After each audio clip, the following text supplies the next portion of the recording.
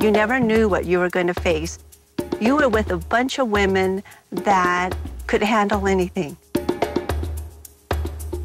This whole concept of having women was rather taboo to this local area. The society here heavily depends on the men folk and having the jobs. I work with the Helitac, and that's part of the Air Operations Department. We did have a helicopter go down, and we had 2 fatalities, the pilot and one of our crew members. The wildfires in the West, at least 30 major wildfires are burning, including a 6,000-acre fire in Arizona's Fort Apache Reservation. There's no way you can stop that fire because it was really running like crazy. The wind was so strong, I don't know how many miles per hour it was. It just went down and our vehicles shook. We ran into a couple of crews from Montana, and they go, man, we hear a lot of stuff about how just nothing but ladies can outwork some of these men.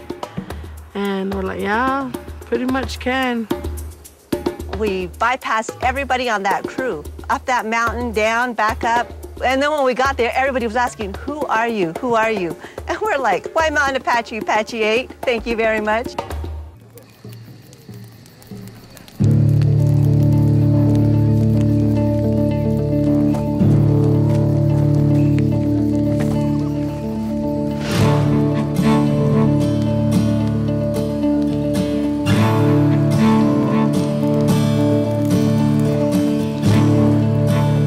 Some encouraging reports tonight from the Western Wildfire Zone. Firefighters say they are gaining ground on the giant Show Low fire in Arizona, thanks in part to a remarkable team of firefighters.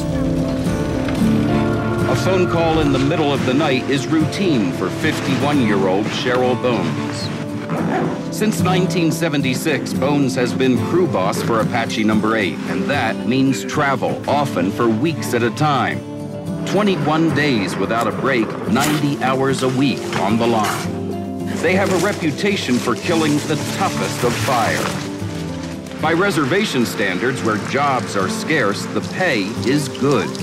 We went out that we left our families behind. I had 3 kids that I left behind, 5, 2, and 1 years old when I started. That was pretty tough. Chip Reed, NBC News, Show Low, Arizona.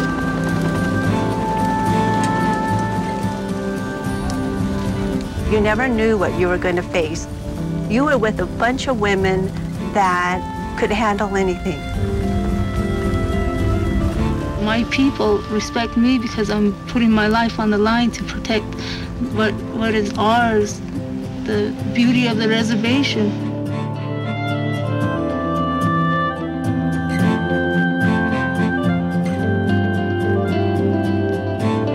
When they first started, they were probably the only all-women's crew, firefighting crew that was out there. This all-male firefighting camp would be becoming organized, the camp setting up. Then all of a sudden, there's these ladies that come into camp and everybody's wondering exactly what's going on here. All heads would turn.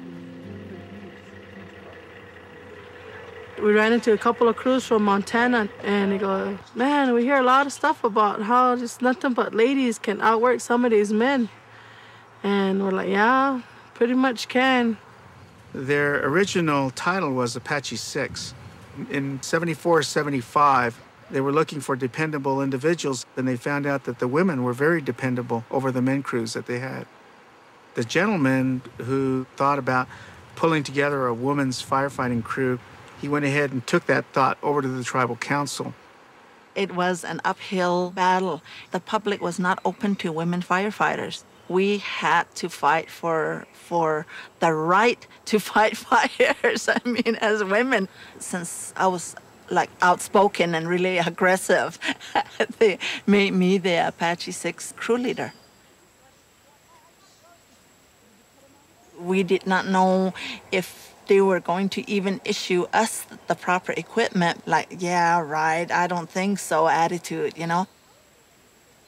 This whole concept of having women was rather taboo to this local area. The society here heavily depends on the men folk and having the jobs. Could have really presented a potential issue of strife between the men and women. But it turned out totally different. From what I could tell, the women were fully accepted as a firefighting crew. They were basically segregated from the men. The men had their own crews and the women had their own crew. They recognize they're out there competing in a man's world. And they actually can come back and say they've outperformed the men.